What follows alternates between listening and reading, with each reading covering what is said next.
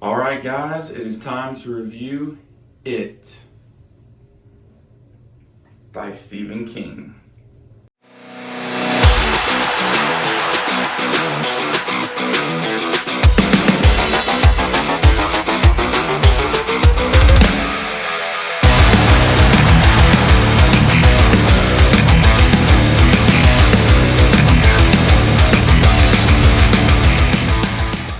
It was written by Stephen King in 1986. This is a fatty. This is 1,153 pages, at least in this copy, this paperback version that I got at Barnes & Noble. I'm not sure how long the hardcover is, but it's a fatty. It's definitely a thick one. She thick!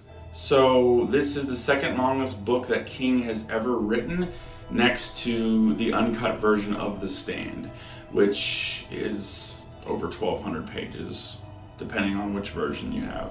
Now, this was written when King was at the height of his drug addiction with cocaine and alcohol and substance abuse, and say what you want about that, but his creativity definitely rings true in this one. I mean, even though it's such a long book, you just fly through it, you really fall in love with these characters, and you care about everything that happens to them.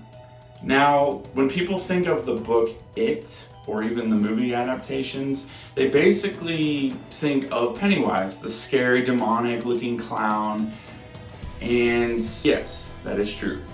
There are a lot of scary scenes and a lot of scary imagery in this book, but really this novel is more about a coming-of-age story about this group of 7 kids called the Losers Club. So Bill is kind of the leader of the pack, and he suffers with a stutter, a very, very cool thing to write for one of the main characters. When there's someone in a story that struggles with something, you can't help but just have his back and care about him, and that's actually where this shirt comes from.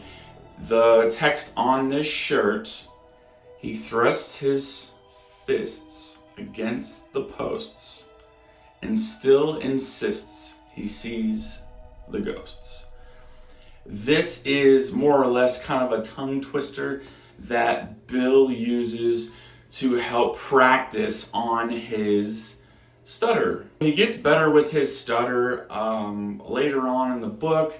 It kind of comes back in spades when Pennywise reveals himself again 20-some years later. Richie Tozier is, loudmouth Richie, they call him. He's just always making these funny accents and telling jokes. Every single thing is a joke to him. He's kind of the comedic relief in this story. Really well-written character.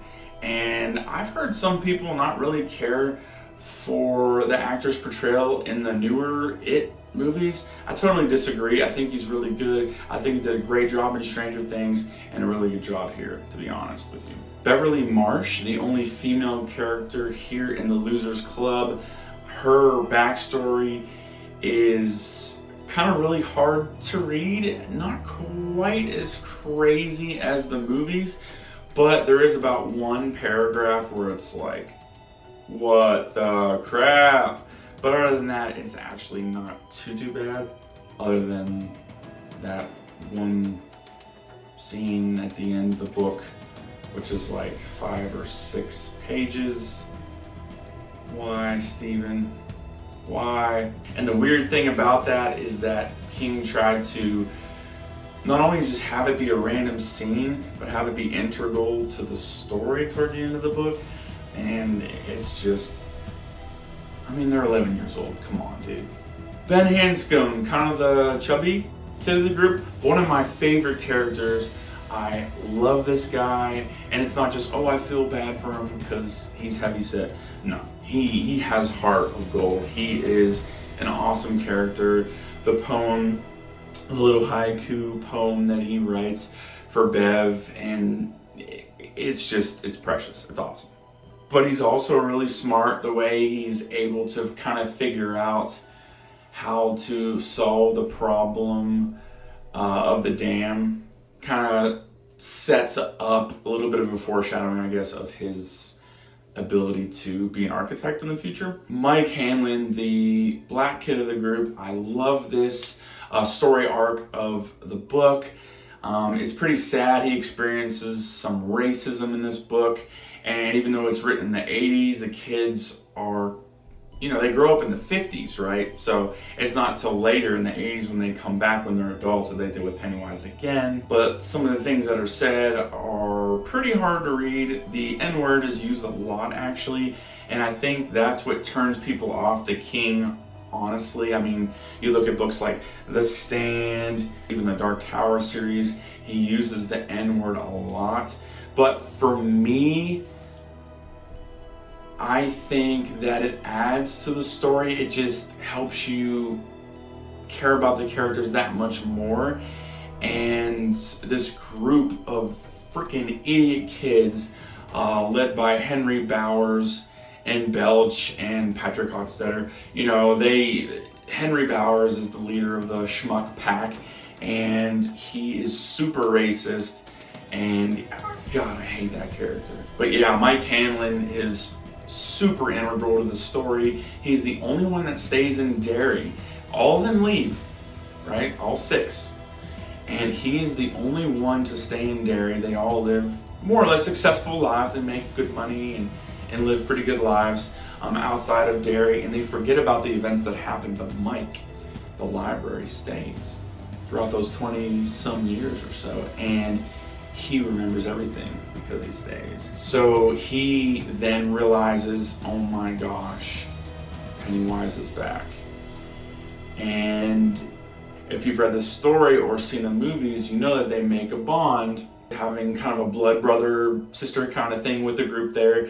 Uses a broken Coke bottle and takes the shard of glass, cuts the hand, and they all do it in a circle, and they hold each other's hands and promise and swear to each other, if Pennywise comes back, they will destroy him together. Eddie Casbrack's character is awesome. I think it's super underrated in the story. I really, really like the portrayal of the actor in the newer movies. So good. So he's got asthma and all these ailments. His mom is kind of an overweight character. She's a hypochondriac. She is worried about her son being sick all the time. And it's just one of those overprotective mothers, kind of ignorant characters. And it helps build his backstory a lot. And then wouldn't you know it, 20-some years later, he basically marries his mom, because his wife is basically his mom made over. Stanley Uris, the Jewish kid of the group, kind of soft-spoken, kind of quiet. Dare I say maybe the most fearful or timid of the group, other than Eddie. And, I actually like his character a lot. Kind of a tragic story that happens later on in the book. I won't spoil the details of that. I'm sure you guys have seen it, but yeah, let me just talk about it. Spoilers. 5, 4, 3, 2, 1.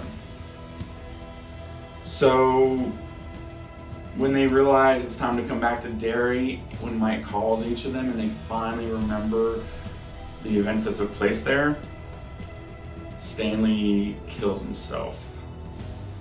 And so he does not come back with the other group of the Losers Club, so that group of 7 is now down to 6 as adults. So anyway, they have like a group dinner meeting with the 6 of them to remember Stan and all the good times they had, but more importantly, it is time to figure out how to kill this son of a bee once and for all. And it's really cool with this story here. There are some Dark Tower elements to it for sure. There are some tie-ins between this book and the Dark Tower series. I won't spoil those for now, but I'll just throw that out there too. Also, 11/22/63, this book is not even a horror novel. It's basically a time-traveling book about this guy going back in time to try and save Kennedy from being assassinated, and kind of a tragic love story with that as well. there are some It tie-ins to this book toward the beginning. Very, very cool. I won't spoil which characters come up, but a couple of them do, and it's such a sweet scene or two and some communication that goes on between the main character and some of them. It's just really cool to have read it first before 11/22/63 because it's that much more nostalgic. So let's talk about Pennywise, one of the most notorious Stephen King villains of all time, maybe even one of the greatest horror villains of all time. Not just because the look is creepy and clowns seem to scare most of the general population, but because of the simple fact that he can shapeshift and really just turn into your worst nightmare. Whether you're afraid of werewolves or mummies or an abusive parent or a situation or birds or whatever it is that scares the crap out of you, he will manifest into that and become your worst nightmare. So there's definitely kind of an extraterrestrial sort of tie-in here, and I won't spoil, what happens at the very, very end of the book. Kind of underwhelming, but it doesn't really bother me as much as it does some people. Like The Stand, you have this epic, amazing, one of the greatest books you've ever read of all time, and the ending's kind of like, okay. But no, the ending with the stuff that happens with Pennywise is kind of like, okay, I guess. And again, there's some Dark Tower tie-ins there with the turtle. But what happens with some of the characters at the end of this one is really just heartwarming, and I love the story arcs of all of the characters in this novel. It's amazing writing. It's the greatest coming of age story I've ever read. So yeah, other than that one scene that's about like 5 or 6 pages or so, that's like, dude, why did you write that? Other than that, it's a really, really, really good story. Definitely top tier King. Not only is the story good, the characters amazing, but the style in which it's written. There's kind of interludes in between chapter sections and parts of the book that are integral with Mike Hanlon's character and his research and things like that. So the way that the book is actually framed and set up is genius and brilliantly written. I absolutely recommend this book. I didn't write any kind of script for this review, guys. It's kind of just off the cuff, to be honest with you. I just wanted to have some fun. I woke up this morning and put on a shirt in my closet, and I realized, hey, build in, bro. This is the shirt from It, so I might as well review It by Stephen King. So yeah, guys, It by Stephen King, one of the greatest King books that he has ever written. It's going to be really, really hard to top this one. Definitely in my top 5 Stephen King books of all time. Honestly, top 5 books of all time that I've ever read, period.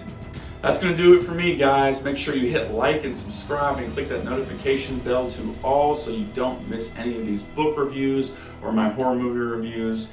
And thank you guys so much. A.T. Smith here, and I am the Pious Mutilator.